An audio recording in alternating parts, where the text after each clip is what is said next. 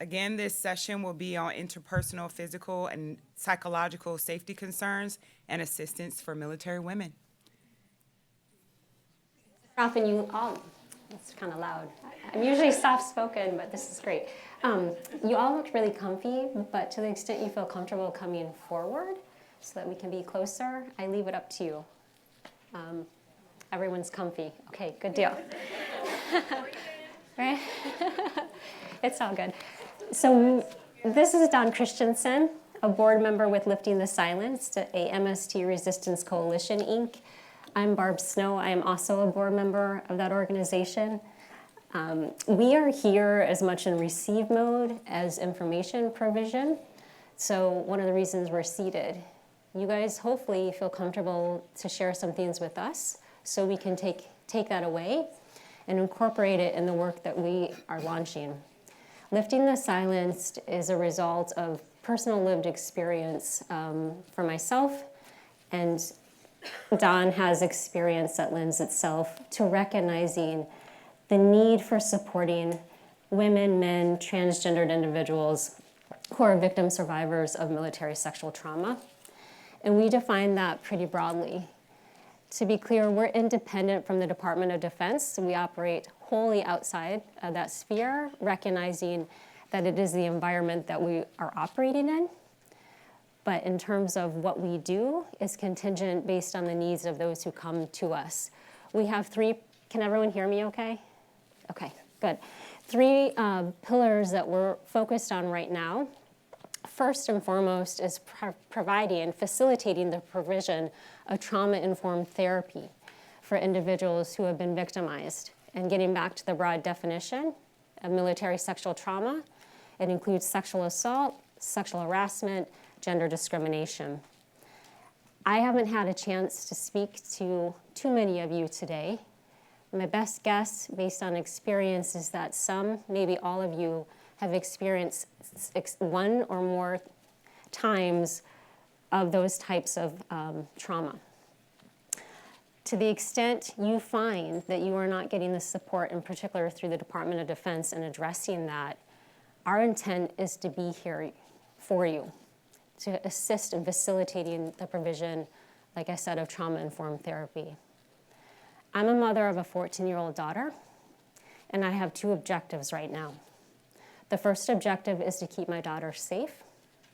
The second one is to be here, part of Lifting the Silence with Don, and with Kim Bourne-Suckaroo and Monica Peterson, two other board members, to provide whatever help we can to you, coming for trauma-informed therapy, and also seeking legal assistance. Don and I, both by profession, are criminal defense attorneys, which slightly ironic, right? For us to, in our own respective ways, come to the conclusion that there is an absolute need for victim survivors. Based on our experiences, Don had an exemplary career in the Air Force. And at the end of his career, he made hard decisions about doing the right thing involving a victim survivor. Court-martial process proceeded, convictions were had, and the individual who was convicted was given clemency from the general officer. Knowing that that was the wrong call, Don did what he needed to do to advocate, and essentially that was a black mark against him. He didn't have to do that, but actually he did, and he knew that he did. And to the extent Don wants to share any more about that, by all means, I'm sure he will. Don has a daughter and a son. His daughter served in the Army for 4 years, graduated Ranger School. And I haven't even met the woman yet, and I'm so impressed I share it with a lot of people. From our own experiences, we have a sense of what your experiences could look like. After 10 years of serving on active duty, I was brought back into the fray, and we will not get into the backstory. I am happy to discuss it with anybody after this, but suffice it to say that I came to an amazing, horrific revelation that the predatory behavior that leads to military sexual trauma is at the highest ranks. The individual who was determined to be the lead special trial counsel for the Army, now retired, but Brigadier General Warren Wells, engaged in inappropriate predatory behavior towards me when I was a criminal defense attorney under his leadership. I didn't know it for what it was. And it's bold for me to suggest that if I had that experience with my background and didn't even see it, there's a good chance that pretty much anybody could be exposed to that type of inappropriate conduct and not even realize it. There's a degree of immunization within the military and acceptance of certain behaviors that shouldn't be accepted. And it's not the fault of victim survivors. It's the fault of a system that allows inappropriate behavior to occur and then be protected. But neither Don or I, or our two fellow board members, have any qualms with going up against a system that is not protecting its own. We see this as an individual issue. We see it as a national security issue. And we want to be here to help. And it's not your job to inform us, right, of what your needs are. But our hope for this breakout session is that you will feel comfortable sharing with us any experiences you want to, anything that you need in the way of services so we can help facilitate that. And it doesn't have to be just for you. It can be for individuals that you know who have experienced military sexual trauma. I don't know, Don, if you wanted to share more? Yeah, sure. Thanks, Barb. And Barb's a founder, too, so she left that part out. As she said, my daughter is 44th woman to graduate from Ranger School. Very proud of her. What I'm going to say now is not because my daughter did this. I'm going to say it's because this is what I observed since 1991, and it doesn't get said enough publicly. The military cannot do its job without women.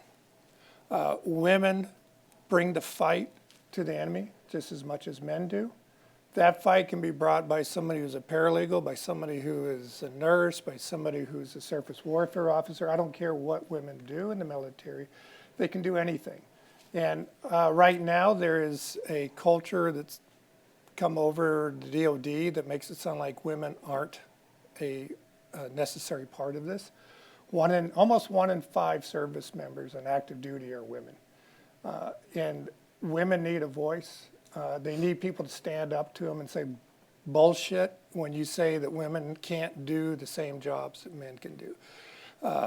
And, you know, hopefully no one's offended by that, but I strongly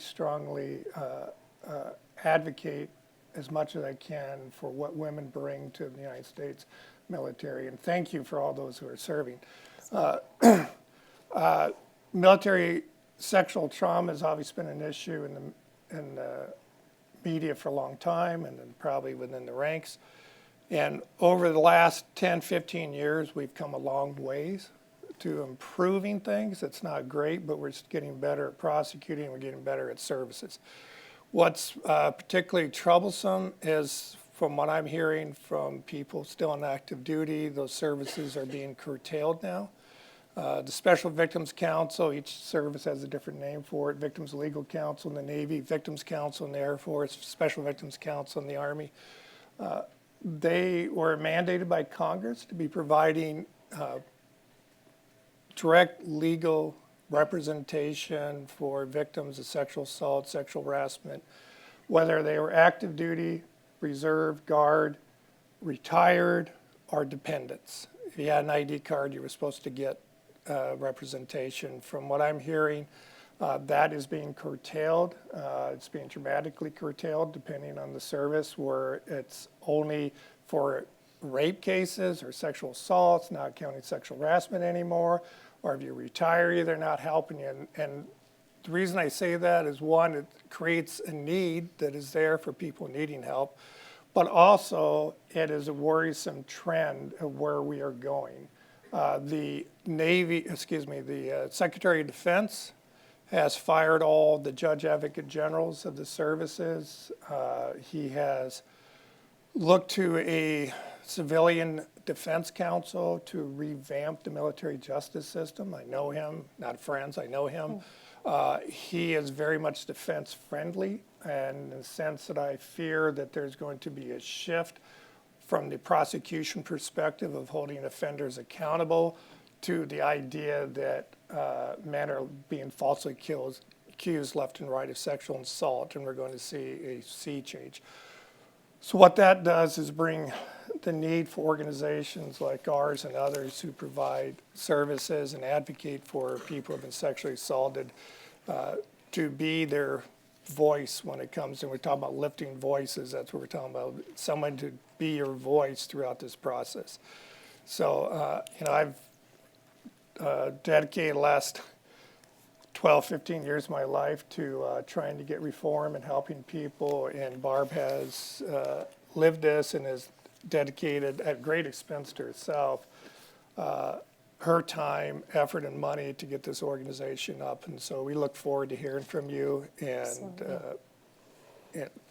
just know that despite all the noise out there, there are many people like me who really truly admire the women who serve and know what you sacrifice to do it. So thank you. No, thank you, Don. And just on that note, before we receive hopefully a good number of comments, concerns, we really want to get a pulse on what's happening. There's a lot in the media, and we can speculate about what that means for each individual in this room, what that means on a day-to-day, but we want to hear it directly from you. I kind of got off on a tangent. The legal assistance that we facilitate is legal assistance in the realm of administrative boards for perpetrators, victims having an opportunity to testify in those and to be represented. Get a little tricky because there's pushback, but that's one of the focuses for the legal assistance. The other focus is to facilitate representation within courts-martial, recognizing that we're up against a system that is not going to be happy that we're here. We're actually pending C3 nonprofit status. My best guess based on the administration is we're not going to get any response, but we're going to drive on in an organizational manner that is appropriate. And then the third pillar is preventative services. The intent is to provide psychoeducation in predatory behavior, and then also self-defense instruction. I don't know if there are any attendees today who live in Colorado, particularly close in the Colorado Springs area or Aurora. I'm from Colorado, home base there anyway, and there are 6 military installations there. But we have a training. I have a colleague who wants to work with Lifting the Silenced, who DART is her agency or organization's name. They're focused on teaching self-defense, and they have special self-defense instruction for women. There are 2 slots for this training that they've kept open for Lifting the Silenced if there's anyone who wants to attend. We will pay the cost of that. It's a half-day training in the afternoon. So if anyone's interested in that, and I'm not quite sure if we're being aired to folks at home or not. Okay, so anyone here, anyone at home, we have a website. It's liftingthesilenced.org. So you can certainly reach out to us that way. And Don and I will be here after, so you can connect with us after if you're physically here. But recognizing that those are the services that we'll be facilitating, we want to know what's going on for you. But my first question for you, and it can be a question that you answer silently if you don't feel comfortable, but how are you doing? How is everybody doing?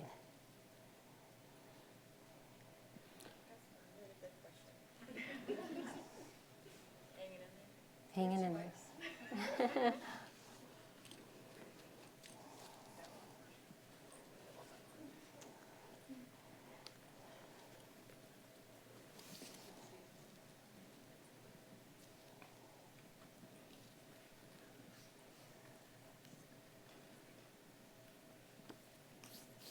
Thanks so much for that question. Hats off to both of you. Is this on, right?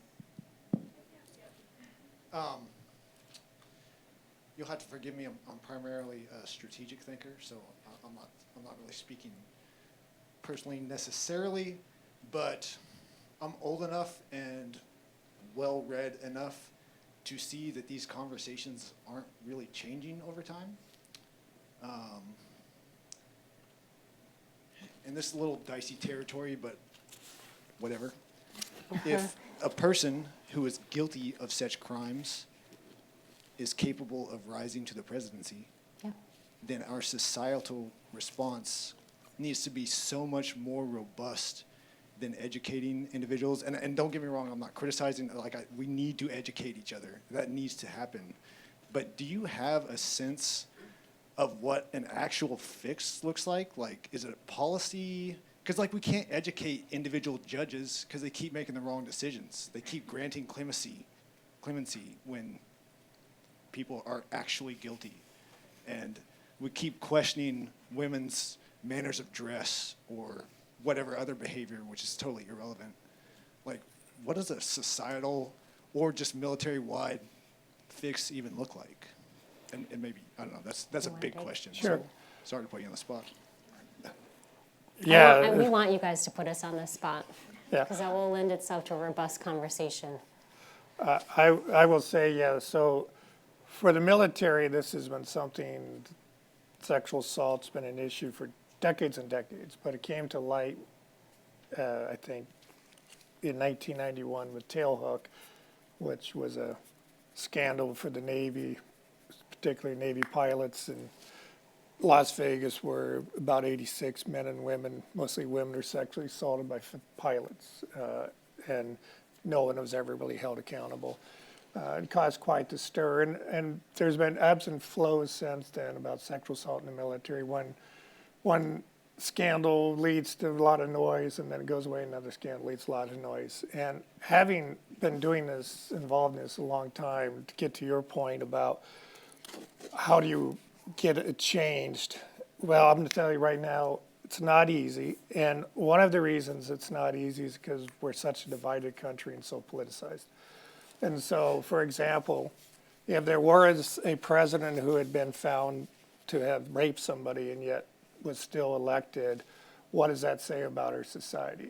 Does that mean that a majority of the American population believes rapists should be president?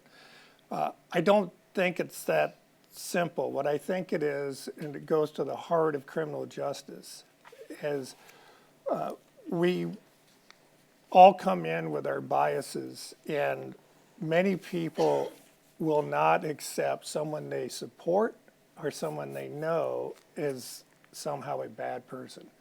And so they reject the idea, and it's easier for them to say that the woman was lying than it is to admit that the person they support is a sexual offender. And it can go both ways. You know, Barb and I were talking about this. We've prosecuted or defended cases where the mother turns on their daughter even though they caught him in the act of raping their daughter.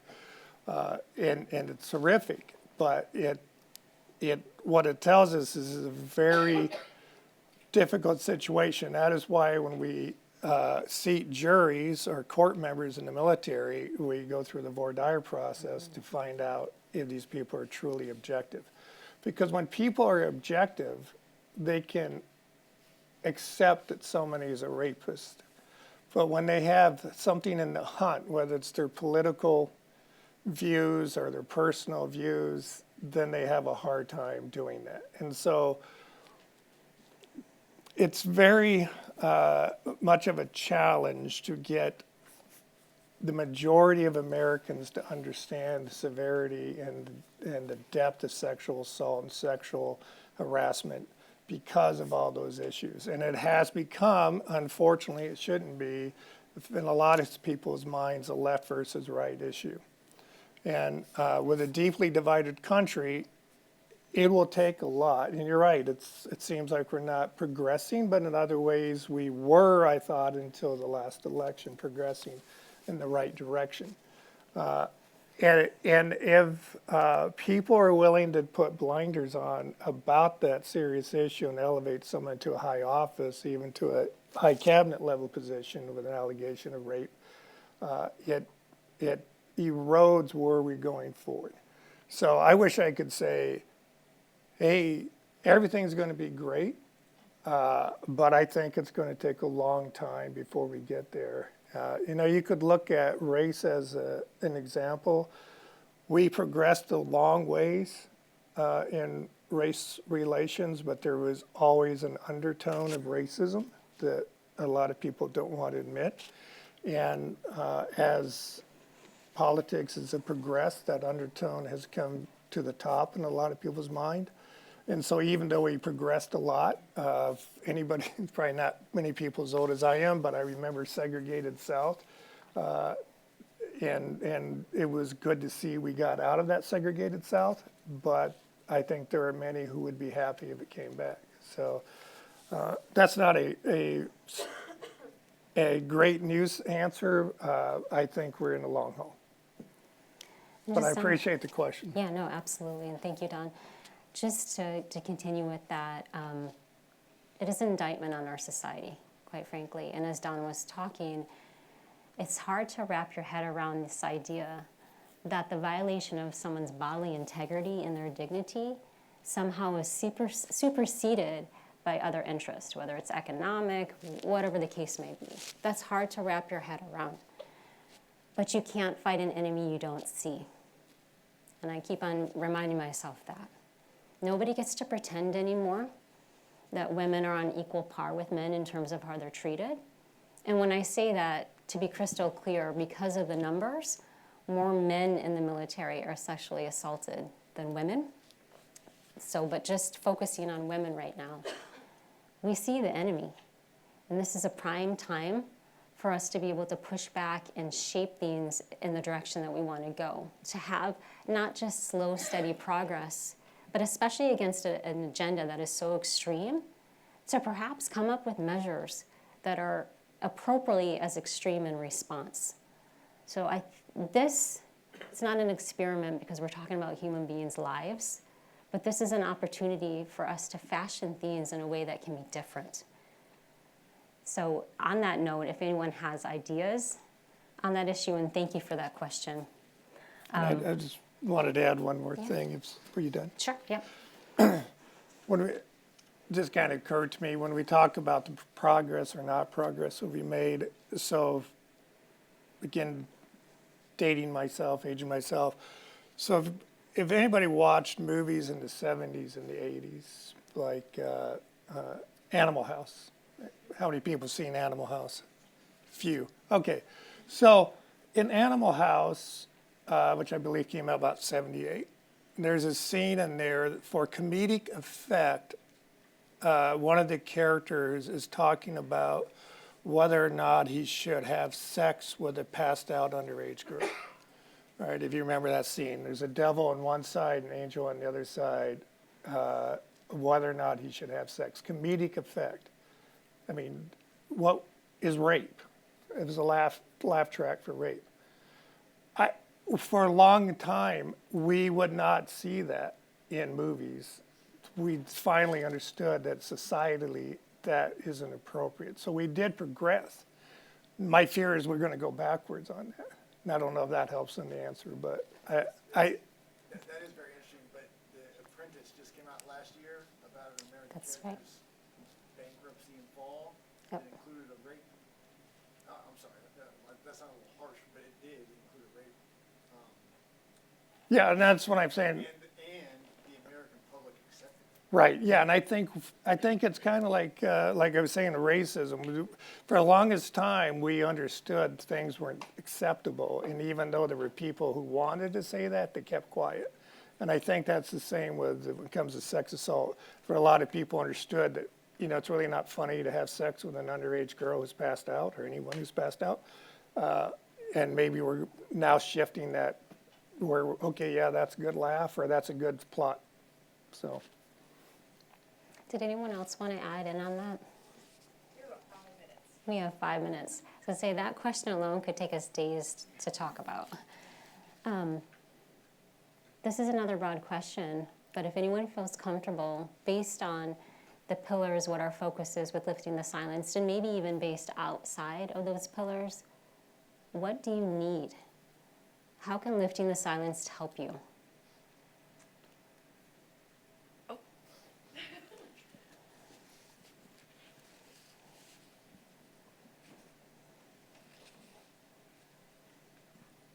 Hey there. I am a health services manager with the New Hampshire Army National Guard. There is a gap in sexual harassment being processed in the National Guard specifically in terms of providing support to those who experience it. Line of duties specifically, so with a sexual assault, the SAPR office is able to process a line of duty directly to the entity at National Guard Bureau, and that line of duty gets accepted, and then that soldier has doors opened for benefits and care, to include entrance into the VA.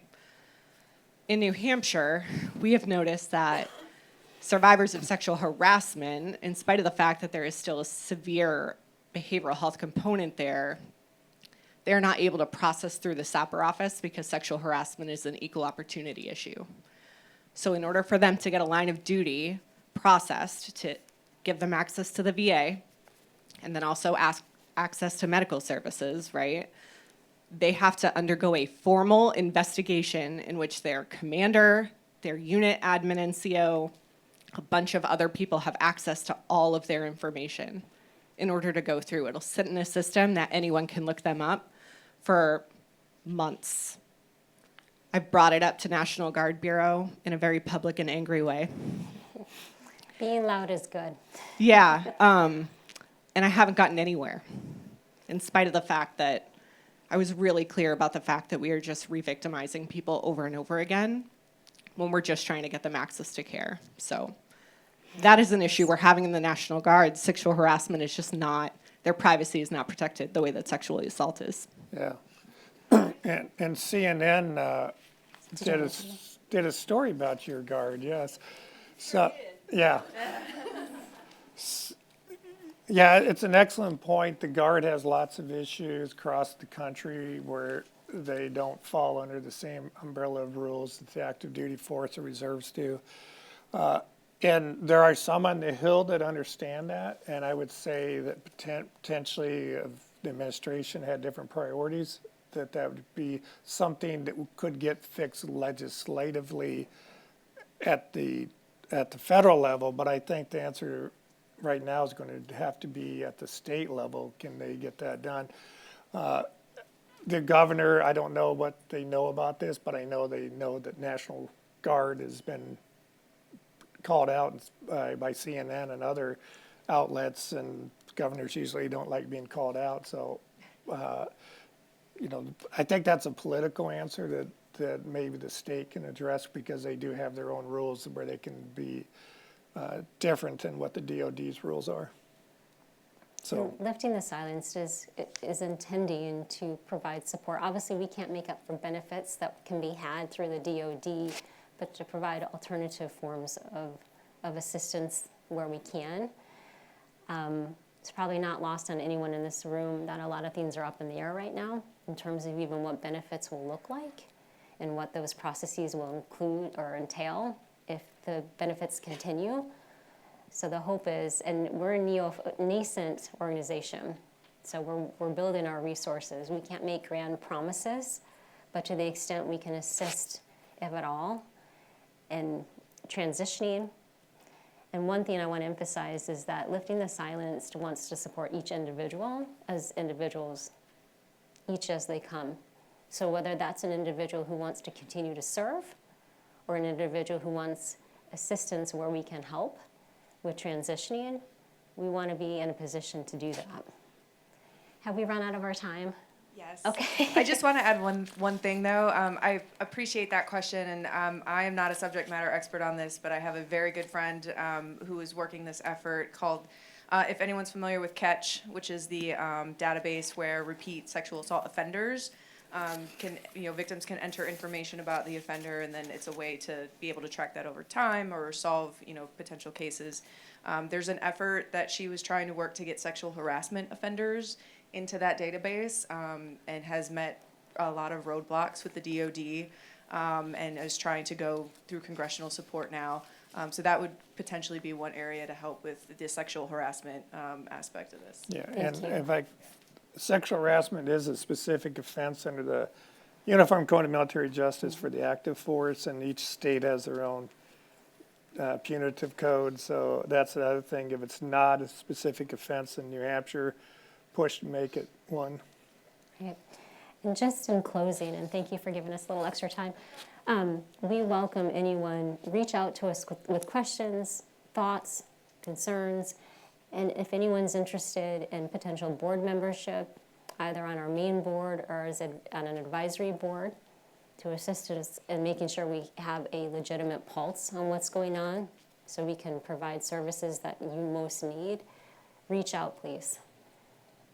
And thank you for your service. I was telling Don when I landed yesterday, pretty hairy flight, but I'm like, I gotta get to DC.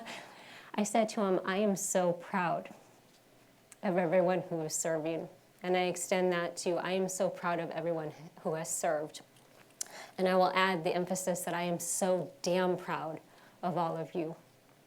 I'm so proud I'm able to turn to my daughter and say, these are examples for you.